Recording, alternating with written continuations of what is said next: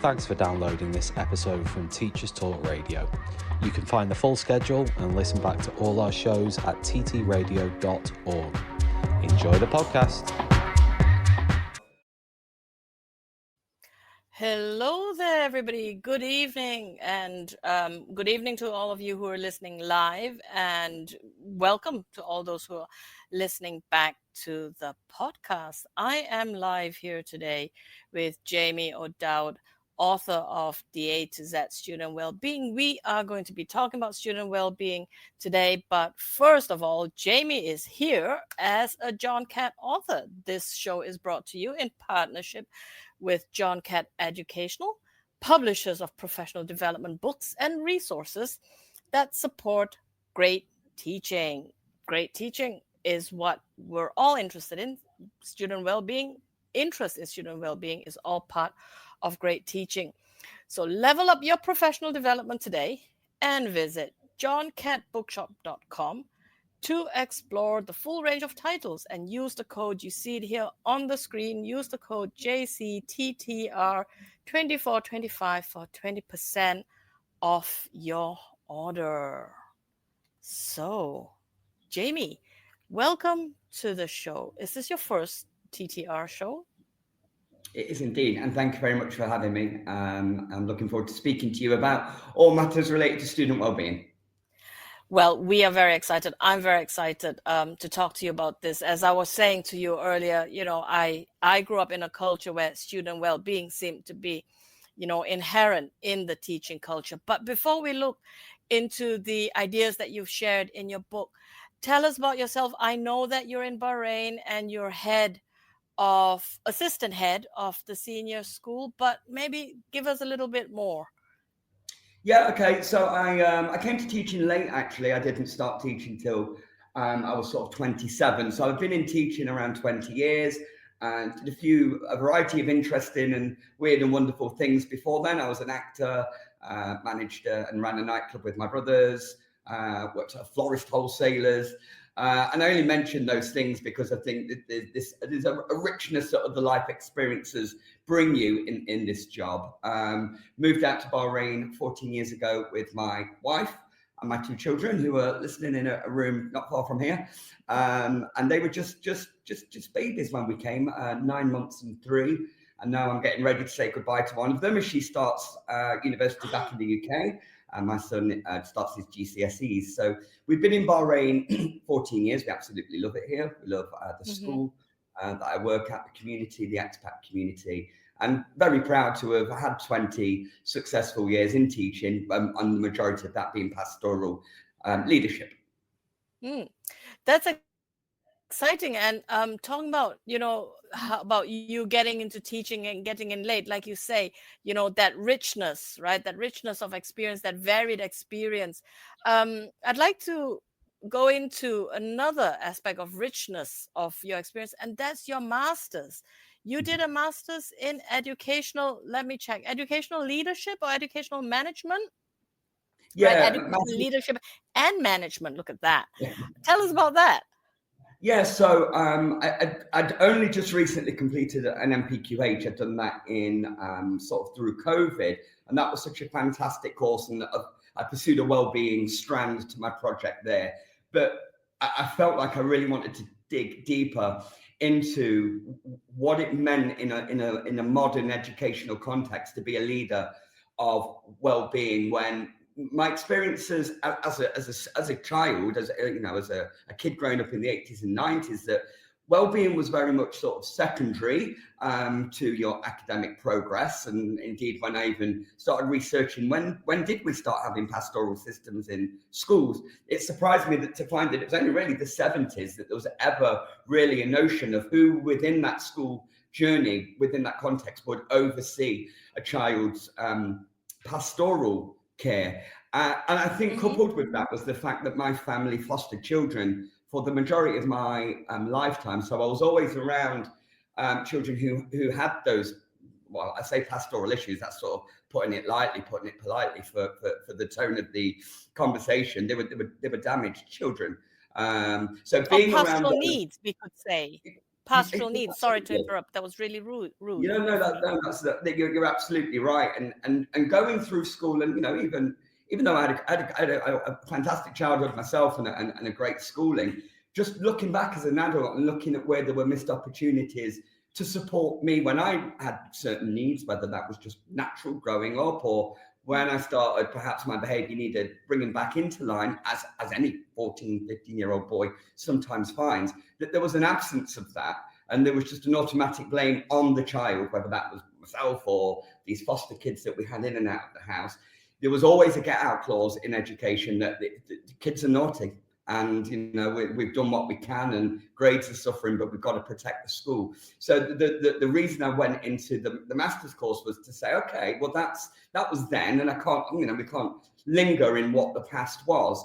But I know that there's so many good wellbeing programs out there. And coming out of COVID, schools certainly scrambled to try and make sure that their pastoral wellbeing, mental health provision was top notch. Yet so many of these programs in schools I went to around the Middle East in particular just failed to stick. And I use that phrase deliberately because there's one very famous article about positive education. Why won't it stick? And Martin Seligman, if you read his books about PERMA, positive psychology and positive education, you read that and go, well, there's a golden bullet there. That's absolutely going to fix everything. But it doesn't. So why won't it stick? So I was fascinated in my eagerness and my passion to make the lives of young people better, to understand why something won't work so we can get it to work. Mm-hmm. Could I just ask you, and you may or may not have an answer to this, but why do you think we needed COVID to make us, suddenly might not be the appropriate word and embarrassing for an English teacher not to have it, but why did we need COVID, something like COVID, to happen to suddenly have this awareness of pastoral care, student well-being, each other's well-being? Because there's, I think, also since COVID, I've become more aware of the narrative, the discourse around teacher well-being and student well-being. Why did we need something like that to happen in the global north, at least? Yeah, I think perhaps because of the disruption. It's like that concept, but when somebody tells you that you're breathing and you think about your breathing, and then all of a sudden you have to start doing it manually, and you forget that, I took that for granted before somebody reminded me to breathe. Now I'm conscious of it. I think that's what COVID did. I think we had, I wouldn't say we had things perfectly before COVID, but we had the basics that we didn't speak about. And I think maybe later you're going to ask me a question about gender, so I'll be careful how much I answer. Okay. But we had those basic layers in place where staff well-being, student well-being, relationships were so sort of entrenched in everything that we did, and they were so normal. That was the breathing without thinking about it. Then COVID came along and disrupted that. And we realized, like now I'm sat behind this screen with you, and it's the first time you and I have met, and our relationship won't be the same until I meet you at a conference or around the world, and we go, oh, actually, we've got something more in connection than we realized on screen. What we lost through COVID made us come back, and schools almost panicked a little bit, because depending on where you were in the world, and Bahrain handled the lockdown fantastically well. I'm biased, but I think the schools in the Middle East generally handled the lockdown very well. But in global terms, schools came back and were so worried about the well-being and mental health of their children and young people that we scrambled to get ahead of the game, particularly when we saw, and I did some analysis of school websites before COVID and after, and 90% of them had changed. So their front page, their landing page, reflected something about well-being or mental health that previously didn't exist. Because what parents saw when they were this side of the camera, like I was, trying to teach my children and children online, non-teaching parents realized this is really hard. This is difficult to manage. These people that you have, these young people that you have, that aren't yours, they're not your blood relations, they're not your skin and bone. And we send them to you every day. And perhaps there was an element of taking it for granted that we're spinning so many plates as teachers. And what COVID made everyone realize, and I think particularly parents, was, wow, there's actually a lot going on. The minute we send our kids to school, what goes on behind that door is now so important that the spotlight has been shone on teachers. I think parents are now so aware of anything that can affect their kids in terms of their mental health and well-being, that they're shifting that. I wouldn't say anxiety, because that's unfair on parents, but they're shifting that focus to the schools, and they're asking schools the question, what is it you're doing? Yeah, I've seen your grades, you've got a big banner outside your school, you've got it on the website, that's fine, that's a number. But what are you doing to make sure my child's well? And schools are trying to stay ahead of that by going, yes, we need to be very explicit. It's not just enough to say, this is a safe school, we don't tolerate bullying, all the things that all schools do. You now need the hard evidence. You need the name of the program. You need an enrichment roadmap. You need these things. So COVID was a game changer. Okay. It's really interesting what you've described, because as I was saying to you before the show, I grew up in Southeast Asia. I went to school in Singapore. I went to a regular run-of-the-mill state school, so not a private school, not a British medium school or German-based school, but local government school, and all schools had a pastoral care. I think my generation was the first. I remember when I went to secondary school, so you had 6 years of primary school, and then you go into secondary school. So how old was I? I don't know, 12. Yeah. I went to secondary school when I was 12, and we were the first batch who we were given mentors, and there was this 1 hour a week of pastoral care. And I was in an all-girls school, and we thought it was hilarious. We were all giggling, and nobody had, I don't know if the teachers had an idea, but as kids, we had no idea what were we supposed to do in this, 1 hour a week with the teacher. But, and then, as time went on, I finished school and, had lots of pastoral care sessions, knew that my school had, counselors, school counselors, so not the kind of career counseling, but really, people who were trained. And then I went into adult life, and I worked, I helped out at a secondary school. I made one of the teachers became a friend, and she was then doing training to become a counselor, and she's been working in that secondary school as a counselor. And like I said, I think maybe it is something that is more dominant in Asia because of that concept of care, the school as a village, the family, the family as a village, the community as the village. But that aside, let's talk about your book. Now, did your book come out as a result of the work and the research you did for your master's? Yeah, I definitely think I would have been in a less advantageous position to write it had I not done the master's.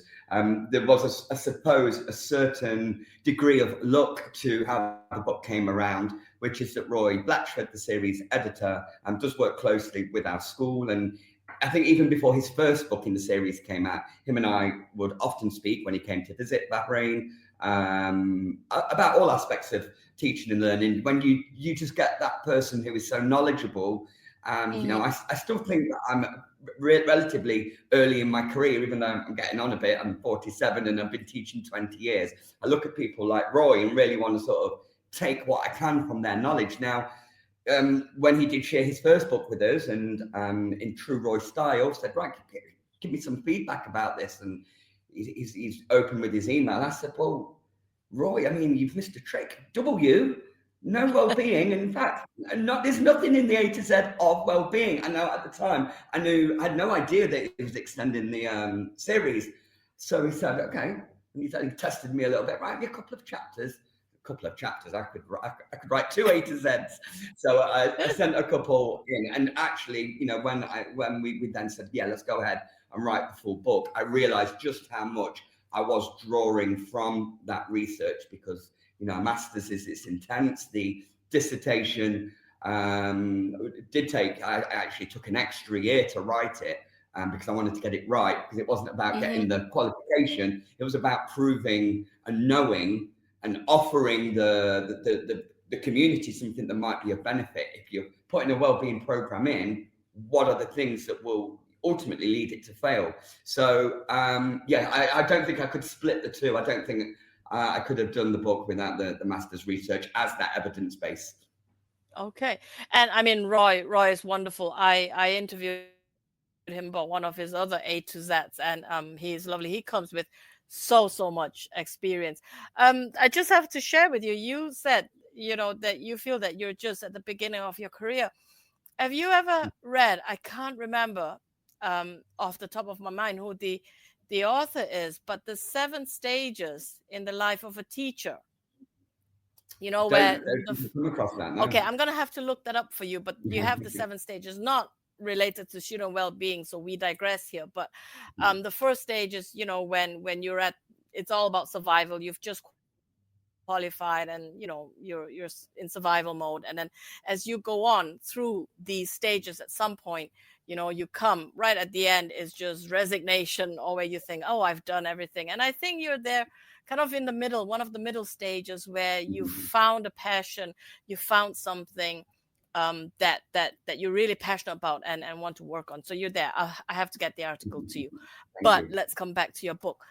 What was, I know you mentioned when Roy said, give me a couple of chapters, and you said you had enough material for 2 books, so to speak. But nonetheless, what really was the challenge in writing an A to Z book rather than just a book about student well-being? Yeah, I think for me, the first kind of draft stage, it was waking up in the night with the fear that I'd left out something so essential that anybody with, a few days teaching knowledge might read this. And I think I had imposter syndrome, that how could you leave that out? You've written about these other things. I think as well, trying to appreciate global context, as I mentioned, being here for 14 years, I'm in a non-profit school, albeit a private school. It's very easy to become detached from the UK, although, of course, having friends and family and reading and researching, as I have done for Masters MPQH, has helped keep me abreast of what's going on in the UK. That was a challenge. But I think for me, what I felt, the A to Z format perhaps would result in me not giving enough detail to chapters that could have been books on their own, and I had to edit down. And it was only when, giving myself a hard time as authors and teachers, we often do. I remember thinking, look, when I go on a course, when I go on a conference, I can spend 2 to 3 days, often traveling, because we're in a very small place in Bahrain. And I might go on a 3-day conference in Dubai. I might come away with one thing. And it might be that one thing that I put in place the next day at school, but it stays with me for 10, 15 years. So I remember reflecting and getting halfway through the book thinking, am I doing well-being justice with these brief chapters? And remembering what the purpose of the book is and what the purpose of the series is. And it is that really accessible way of understanding a range of topics over all of the things that are complex, the leadership, inclusivity. Exercise. Need a smarter way to teach? Wish your lessons had more impact? Eduflix.com. Stream educational films for teachers and students in or out of the classroom. Keep students engaged. No ads, no distractions. Try it free for 30 days at eduflix.com/try. Use code TTR. Get 50% off all orders made before June 1st. Eduflix.com. This show is brought to you in partnership with John Catt Educational, publishers of professional development books and resources that support great teaching and learning in schools around the world. Don't miss out. Level up your professional development today and visit johncattbookshop.com to explore the full range of titles. Use the code JCTTR2425 for 20% off your order. Happy reading. Yeah, all of these things are important, but the point of the chapters is not to give everybody who reads it a complete comprehensive review of that topic, but just to introduce it, get the minds thinking, and then with the asides, some practical strategies. So I think once I'd reassured myself that that was the aim of the book, not to be the expert, because I don't think anybody should be calling themselves a well-being expert, because it's such a fast-paced, such an individual subjective thing that once I was happy with the format of the book, I think then it made it easier for those chapters to fall in place. Yeah, and well-being, it's such a complex construct, and I think it's, you know, influenced so much by, you know, social norms, by context, where you are, who you're talking to, and everything. I have to say I like their sides, but we'll talk about them later.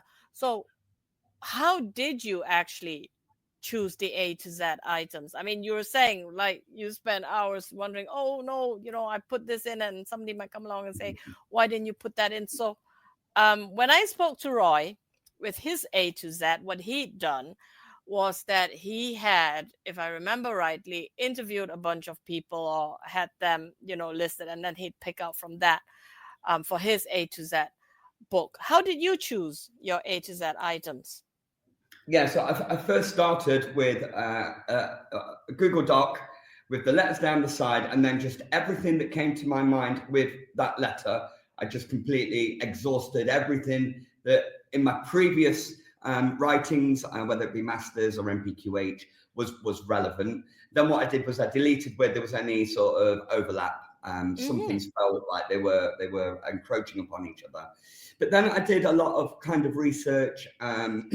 I looked at what other teachers were talking about. So in LinkedIn groups and the Twitter groups that I'm in, I looked at what was common, because I didn't want to make it just about what well-being was for me. My well-being challenges in my school context in this country, as you just pointed out, are sort of dictated by culture, social economic factors, religion, all manner of things. And what I tried to do was distill them, so whether you were reading this book in America or Singapore or Dubai, there would be relevance. And what I had to do eventually, where I was with some of the letters where I had 4 or 5, I had to adopt sort of a Britain's Got Talent approach by just knocking one out each round until I was left with a finalist.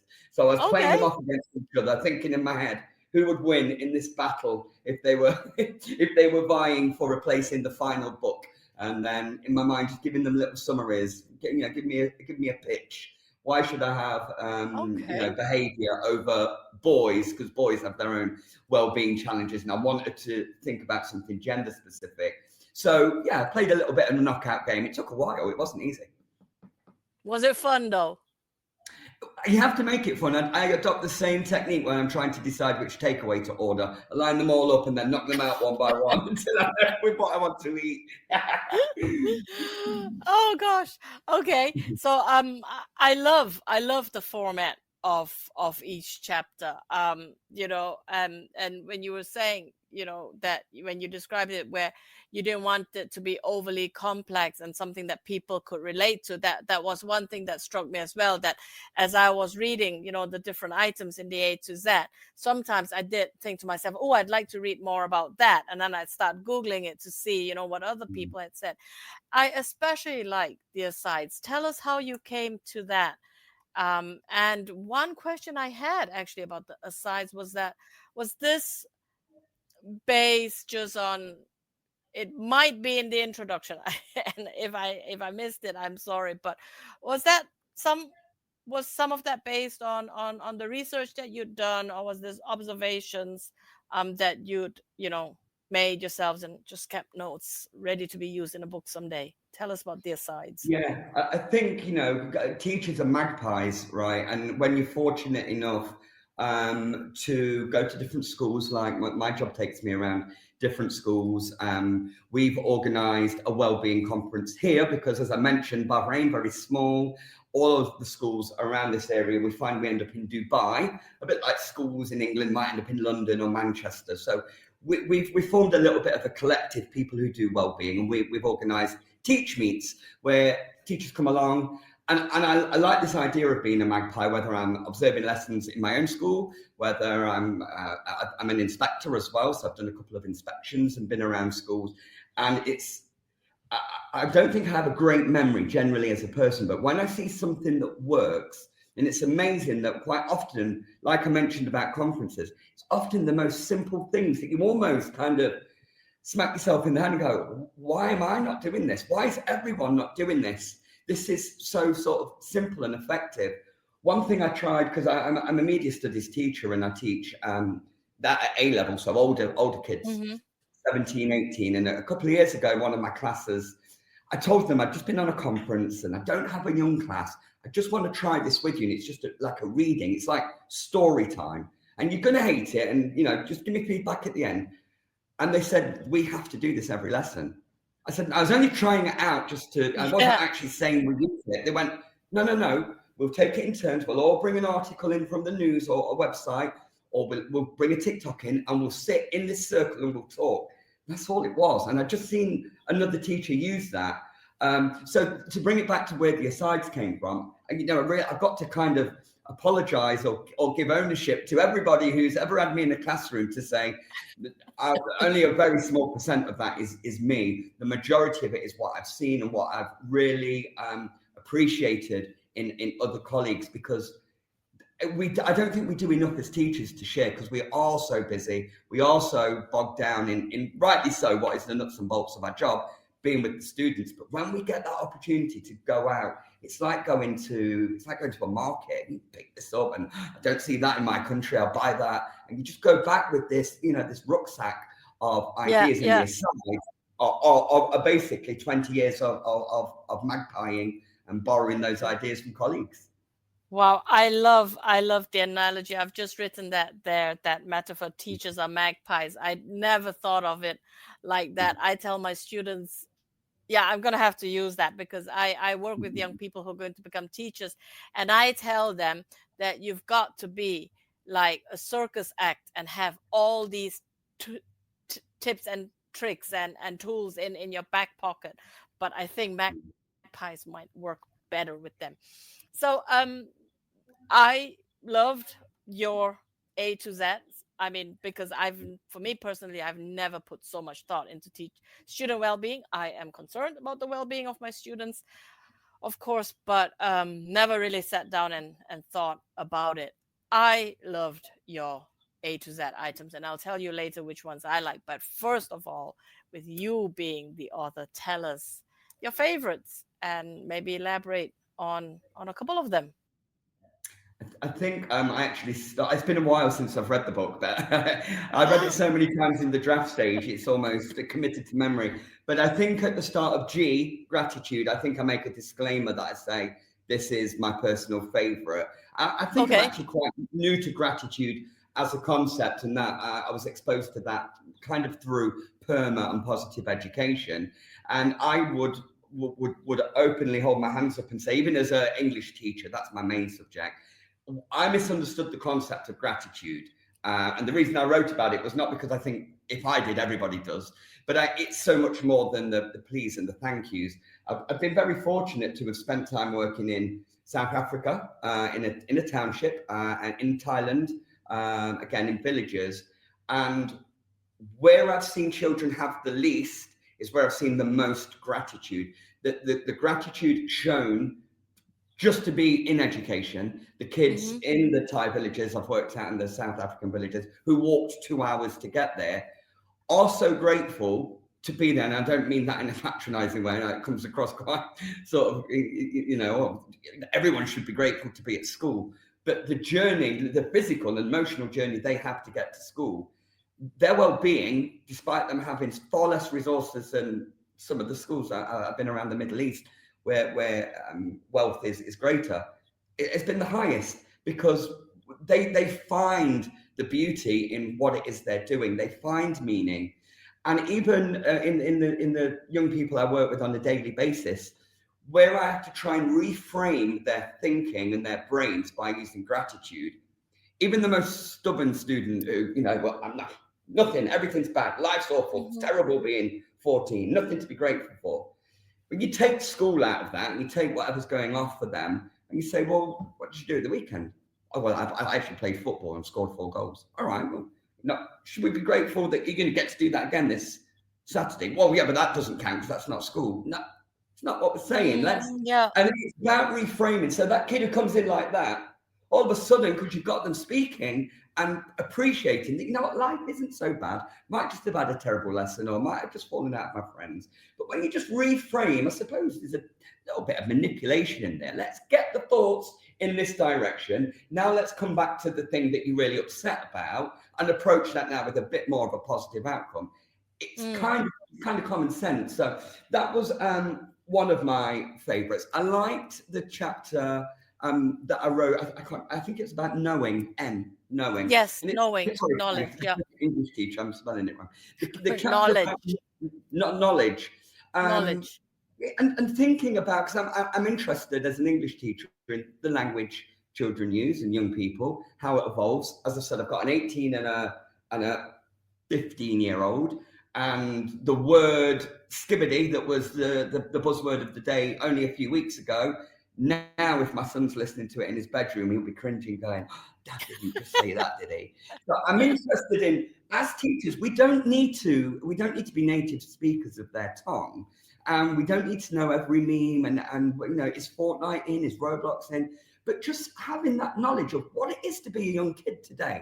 What does it mean to be 13? What do most teachers know what 13-year-olds do after school with their lives? You know, and that's not to impose and say we should know everything, but what I was as a 13-year-old is different to what my son and my daughters were when they were that age. And I think if we lose sight of who our audience is and who we've got in the room, then I think we're doing them a disservice by either talking down to them or pitching things too far for them. So I think we forget as teachers, it's kind of part of our role to have some knowledge of young people generally. Yeah.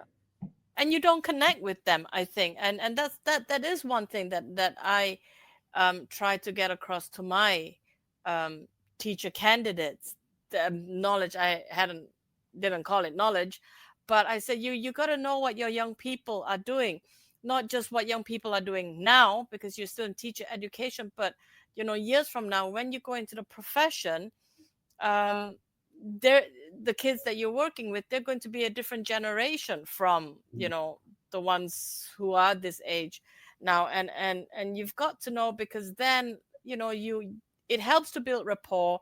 You can show an interest in what's going on in their lives. And kids, they're always tickled, right? If I think my kid said something about something. Sorry, that is so vague. But it was something about something, and I had heard about it somewhere else. And he was so tickled that I'd heard about it. And he was like, oh, you're not as ancient as I thought, which I thought was a bit rude. But you know, but kids, they just get, you know, when they hear an adult share knowledge about their own lives, they're like, oh, wow, you know, it shows that little bit of interest, I think. To go back to the conversation we were having about COVID, when in my role as the pastoral lead, when we did student voice activities about, right, you know, how are you? We're in this weird world now where we're online. The number one thing that students said they missed, and I saw that this was mirrored in other research and surveys that were done, they missed that. That was the thing they missed, because you come into my classroom, the first 10 minutes, you know, I know each kid. So, oh, did you win at football this weekend? And oh, don't tell me you hurt yourself playing tennis again. No, we lost that because we were afraid over this camera. Well, who's there? Whose mum might be over there? And if we're being silly, and we lost our authentic selves because we're nervous, right? Anything can be taken out of context as a teacher, and that banter that you have might look different in different households. And kids said, we lost that. We lost how's your day? We lost chatting about the film that's just come out. We lost all of that natural stuff that goes on before you can then sort of crack the whip and go, right, come on, we've got to get on with Of Mice and Men today, right? Enough talking about football. And that's life. That's, I mean, you and I did it and we don't know each other. We had a chit chat 3 or 4 minutes before we got down to business, before this call. And we lost that in COVID. But when students know you care about them, sometimes it is only 2 minutes, 3 minutes investment. And they go, he's cool. He can talk to us. He knows us. He remembers that I had that tennis tournament. And now, you know what? I'm going to work for him because he's all right, that guy. But. Yeah. And you know what? I think no matter what age the students are, when you show that you remember something they've told you, they're just so pleased because they feel recognized they feel that, to them, they feel that they're no longer just a number or a name on your register.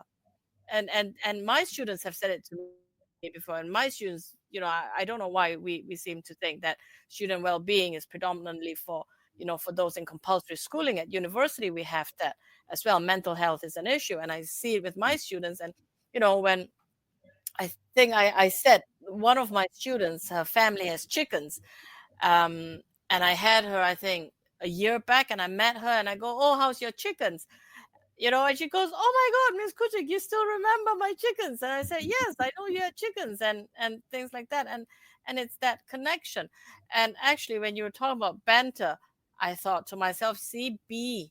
Did you have B for banter on your list as you were sifting those out?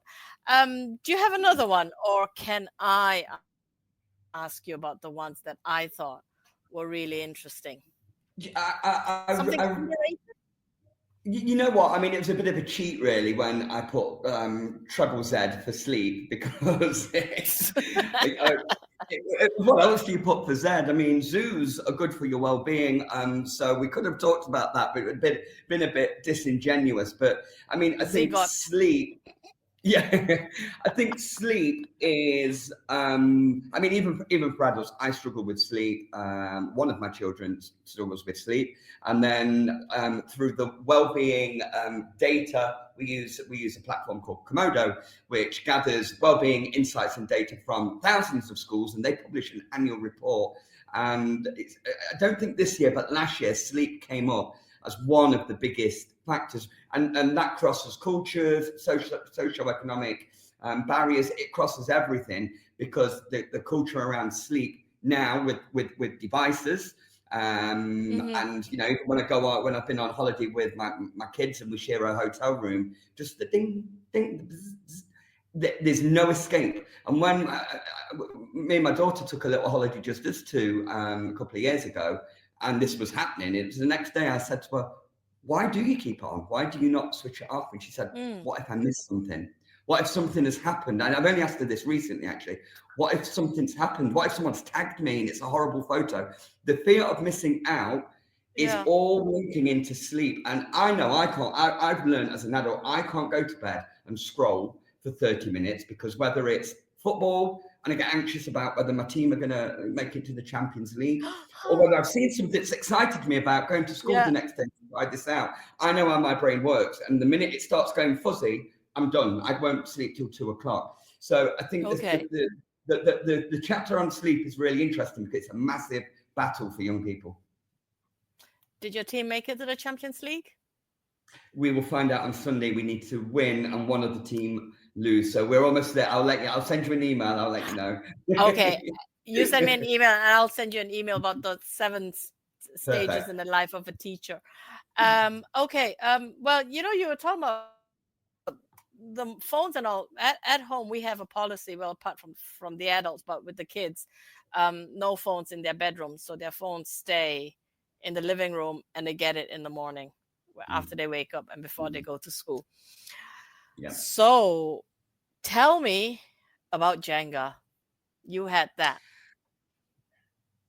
Yeah, so you might have seen in the last 30, 40 minutes. I like an analogy, because I think that my brain works pictorially and visually. So when I was trying to make sense, I think everybody who writes a dissertation gets to a point where they've read and seen and thought so much, you just go, how do I simplify this? How do I just put this down in a way that makes me make sense? It's not to patronize the reader, but the only way I could think of why well-being, like your earlier question, became such a focus after COVID was, I suppose, the loss of a structure. So when I talk about well-being, I talk about, well, when me and my family play well-being, it's great to play, but then when it's gone, it's toppled over. It's going to take 5 minutes to rebuild, and nobody wants to do it, so Dad ends up doing it, and that's okay, because I'll very carefully build it. And you can't build a good Jenga tower unless those first 3 blocks are in place. So if my kids do it and they're rushing the last bit because they want to play, it's already on really shaky foundations. So this came to my mind when I was thinking, well, hang on. I'm at this stage of my dissertation where I need to be making some conclusions and recommendations. What is it that I'm saying? When schools have rushed ahead and they've tried to add in, whether it's platforms, accreditations, whether it's off-the-shelf curricula, if the bottom few rows of the bricks aren't in place, which are relationships, staff well-being, and the school culture, it's pointless. It's window dressing. It'll fall over. It'll fall apart. It'll fall over. If you don't have those three things in place, don't rush ahead and do all the fancy bits. Don't host that wellbeing conference if actually the wellbeing conference, your staff have been made to go, they're not happy, they've been here since 6 o'clock, and this wellbeing conference is the thing that's going to topple them over. The irony is not lost on me that we do those things, and I've made those mistakes as well, by the way. I'm certainly not perfect. I am someone who, like I said about sleep, if I see something that I think is going to work, I'm so desperate for it to work, I want it done tomorrow.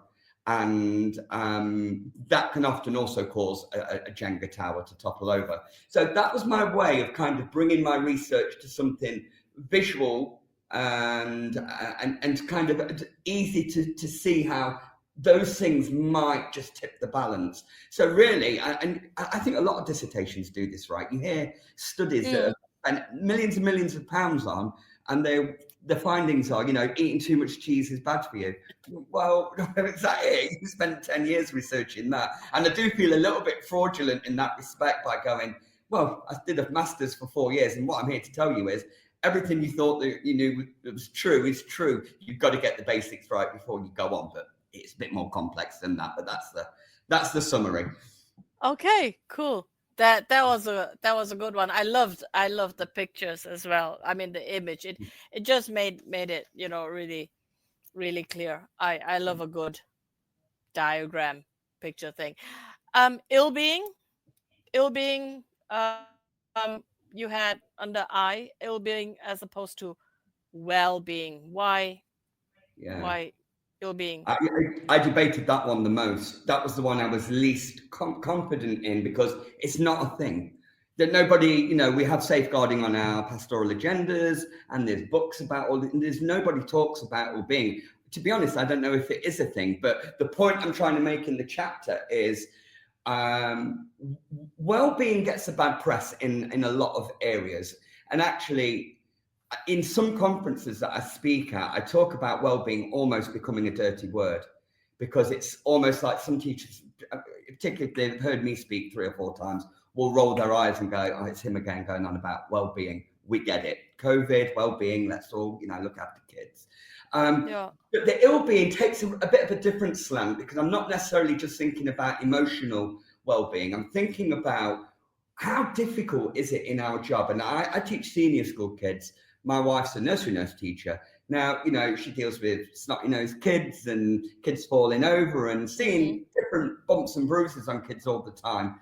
Whereas when I see it in a senior school, quite often you send them to the nurse, and it's easier for older children, the children I work with, to mask signs of emotional ill-being by masking physical manifestations of them not being well. And I think I gave a couple of examples in that chapter where, teachers, and I don't want to be dramatic about it, potentially save lives by going, oh, you've hurt your wrist. Yeah, I did it playing football.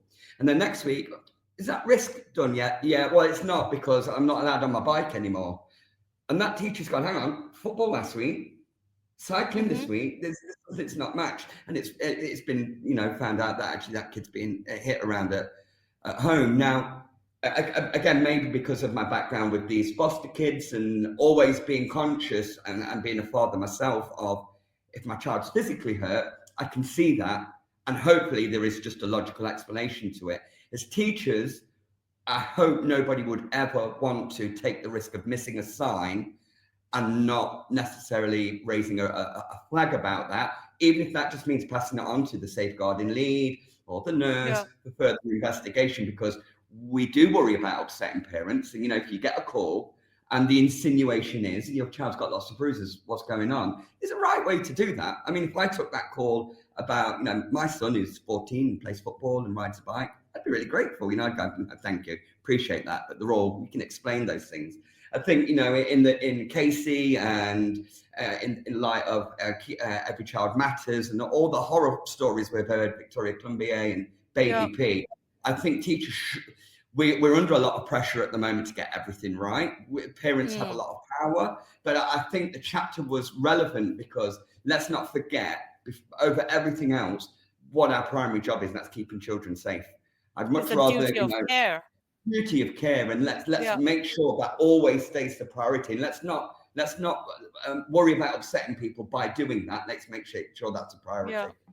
I think what you just said there about upsetting people, I think there are people who may think, oh, the school has overreacted or the teacher has overreacted. I think it happened with somebody I knew, and the person got really angry where the teachers noticed something and they spoke then with the parents directly. So it didn't go up further on the chain. But then those parents then spoke to me and they were a bit miffed and they thought, oh, well, I think the school's overreacting. I mean, it can go both ways, right? It can be the school overreacting. Yeah. And I just tried to explain, I tried to explain to the family. I said, well, they do have a duty of care. And, if it had been somebody else's child and that child really needed help, I think you'd be grateful. I think so. I think, we'll make the headlines where in those awful examples I just gave you, where social services and teachers miss the signs, but on a daily basis, without it being headline news, because we do things the other way as well. We stop children getting hurt. We keep children safe. We alert social services. That's every day. And I think, a lot of people perhaps who aren't teachers don't understand that the job is more than just passing on skills and knowledge. When we are social workers, we're counsellors, we're mothers and fathers to some of these kids who don't have, other people to speak to. And whilst, I don't mind my friends sort of joking around when it comes to summer holidays and, oh, you're off for 6 weeks and you got 3 weeks at Christmas. I think the job is more demanding than I ever thought it would be, because I always wanted to be a teacher, away from being 9, 10. And it was always my backup plan when the acting and the other bits and pieces. And I'm in it now, and I don't regret it for a second, but it's hard. So I think, it's almost an imbalance of making the headlines when something's missed. And there's never an excuse for something to be missed. But let's not forget, we raise the alarm thousands of times a day around the world. Need a smarter way to teach? Wish your lessons had more impact? Eduflix.com. Stream educational films for teachers and students in or out of the classroom. Keep students engaged. No ads, no distractions. Try it free for 30 days at eduflix.com/try. Use code TTR. Get 50% off all orders made before June 1st. Eduflix.com. This show is brought to you in partnership with John Catt Educational, publishers of professional development books and resources that support great teaching and learning in schools around the world. Don't miss out. Level up your professional development today and visit johncattbookshop.com to explore the full range of titles. Use the code JCTTR2425 for 20% off your order. Happy reading. Yeah. And I mean, these kids, they'll remember you. They'll remember the people who were there for them, and the people who are there for them, you've got that in why for you, me. Yeah. Tell us about you. Yeah, I think where I got to with you, I mean, it's such a personal profession. I mean, the amount of times I've come home and shed tears, the amount of times I've lost Liam, and I'm no hero. This is all of us who do this job, and particularly people in my line of work and the fantastic little team I have around me in my office at my school, the WhatsApps that ping in between me and my head teacher at midnight or whatever it may be. I think we forget, that we can't be that person. We can't be the best we can be unless we look after ourselves, unless we put ourselves into it as well. You kind of acknowledged it earlier with the banter. Children and young people, they don't care how much you know about the subject. And, you could perhaps get away with teaching with the bare minimum And if you had relationships and kids loved you, they would lap everything up that you said or spoke. I think in John Hattie's research as well, I think Hattie's shows that actually anyone can make a difference just by being in the room. You don't even, you don't need a master's, you don't need a PhD in the finer points of English literature. If you've got a passion and you can connect with kids, whatever you've got will get you by, and those kids will make progress. But I think we've got to look after teachers, at a time where retention rates are falling, the pressures are increasing because parents know their rights now. Students, young people know their rights, rightly so. You can't get away with some of the things that happened at my school when I was 13, 14, being called an idiot, me being picked on for being small by teachers, not just students. Kids know their rights now. So rightly so, there is an increased focus on what it is we're saying, what it is we're doing, but that comes at a cost. Yeah. Because that it's added pressure to everything else that's happening. So I think the chapter about you was really a reminder that we need people to stay in this job. I know certainly there's a drain at the top end where we're looking for head teachers because so many people leave. The amount, it's like all those sea turtles, there's millions of them that flap into the water, but so many of them get gobbled up that the chances of making it to an adult are, 1,000,000 to 1. And we're going to get to that stage with school leaders if we don't protect staff and ensure that staff well-being is really a focus. Yeah, I was going to say, that for teachers to be, it is a caring profession. Like I said, I was doing this little bit of research, and teaching is a caring profession, but like any other caring profession, it takes its toll on the carer, and we have to take care of that. Let's have a look at section 2. There were 2 things that were really, really interesting for me, and we're going to have to do that really briefly, but just as a reminder to our audience, this show is brought to you in partnership with John Catt Educational, even publishers of professional development books and resources that support great teaching and learning in schools around the world. Level up your professional development with John Catt books. Use the code, see it here on the screen. It's JCTTR 2425 for 20% off today. And Jamie, tell us please about the enrichment roadmap. I find that really fascinating. Yeah, so I've been involved in the design of we call it enrichment here. I think PSHE or RSE in different contexts, but ultimately that section of education that doesn't deal with the academics. It deals with, the social, the cultural, the moral, the spiritual development of young people. And I think it's always been the poor relation in a school. From my own, remembering my own education in a senior school, and the embarrassed PE teacher who was forced to deliver sex education and chucking paper balls from behind a screen at him. And it was almost like, well, let's just dump that somewhere. Previously in the 80s and the 90s, it was, well, we've got to do it, but no one's really trained. Nobody got into teaching to do that.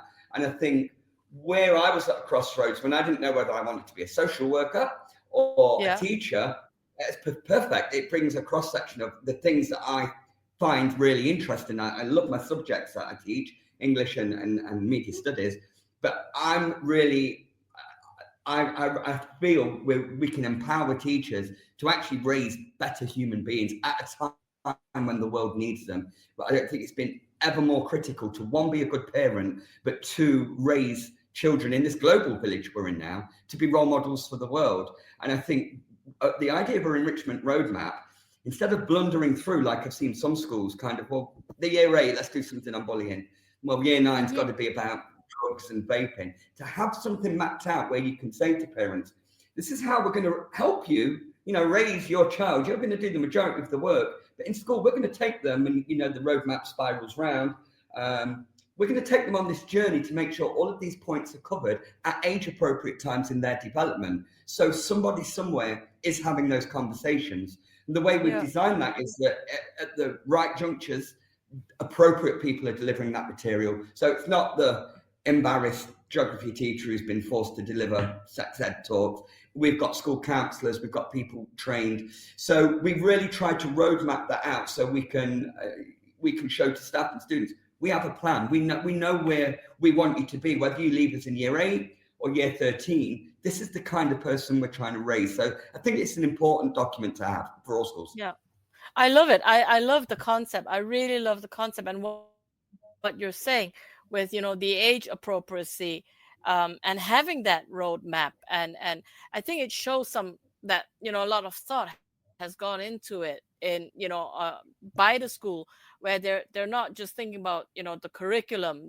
that content knowledge that the students should be acquiring, right? But also their personal development and how we can, raise or, I'll just use the word raise good world citizens, nothing less. Language charter. Oh, we are excellent with our timing here. Language charter. So I love that. The language charter, again, was really interesting. I think looking at this from an English teacher point of view, the fact that now young people communicate in text more so than ever before, I think the fact that they can replay or revisit messages means that the power of words to them is so important. If I have a fallout with my son tonight and we're just speaking and words are exchanged, you might remember 2 or 3 things, but if we have an argument like kids do on a text and it's a big long paragraph, as I understand the kids call them, they can go over that and they analyze every word. And I know because my daughter will come to me and go, what do you think they meant when they said this? What about that? Yeah. And so the importance of language is not just about the verbal, it's about understanding that the power and the impact of words, I think, has taken on greater significance since social media. And what we saw in schools I've worked at previously without a language charter is this very simple get out clause. It comes back to something you said as well about banter, and it was a joke. And it's one of the reasons I didn't want to use the word banter, because I hear that all the time from kids who have caused a lot of damage and then hide behind banter. Now, there is a place for it. I'm a big fan of it. I employ it in my classrooms, and I think it's one of the reasons. Hopefully, my students come out of my lesson going, "Oh, I enjoyed that because we did have a bit of banter." But I'm an adult, right? I know the boundaries, and students don't. So what that language charter does is makes it really clear, rather than just a line in the behaviour policy about we don't tolerate unacceptable language. This delineates what we mean explicitly, even down to emojis. Emojis are more powerful than as adults realise. And you send the wrong emoji. We had a laugh in our family group the other week because all the different coloured hearts mean something. And my mother-in-law uses the purple one, which apparently means something a little bit more inappropriate than what she realised. So all of these codes are there. So the language chart is important for that. Yeah, I think that's so important. Like you said, nowadays, especially more so with young people, I think they've forgotten how to talk to each other. So much of their communication is online, and then on WhatsApp or whatever other messaging service they use, it stays there, like you say, it stays there, so they keep going back to it. Or the other scenario being, you write something, you send it, you can't take it back. Well, you can, because on WhatsApp you have that delete function. But if you're really unfortunate and the other person's read it already, it's still screenshot it. Yeah. Anyway, that said, what, Jamie, is your last message to teachers, other than my last message is get the book, read it? What's your last message? I think when I got to the last chapter, I'm quite an emotional person, and I got a little bit emotional writing that last chapter for a couple of reasons. One, it had taken a long time. I was glad to be able to hand it over to Roy. But secondly, I thought there's hopefully somebody sat there in the world who's got to this point. And my last message, I suppose I'll echo here. If you got to the end of this podcast or you get to the end of the book, it already shows that this matters to you so much. The teachers who, rather than playing Farmville or Candy Crush or going onto Netflix, are doing things like this, listening to these conversations, reading books like that, because it's so important for them to get things right.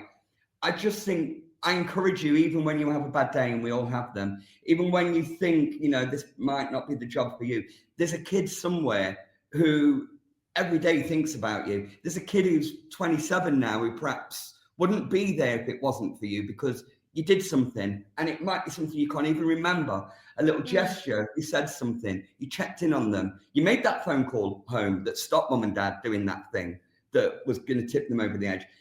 I think this job is an absolute privilege with all the pressures that come with it. I think the position we're in, that when we retire at 65, 70, whatever it might be now, that there will be an impact. There will be something that we did that changed the course, whether it's put someone on a different career path, might not even be social or emotional, but you might have empowered that person to seek that career over that one. I think just hang on to that, because this is the best job in the world, to go in to an environment where you might be tired, you might be fed up, and within an hour those kids can just light you back up again and reignite that passion, remind you, like the girl who brought me a little gift in today for the end of term. It was just a hat and it just said best teacher, and I put it on my shelf, and it just meant the world, because you deal with a lot, and there are people who are grateful, and it does matter, and you are really, really important.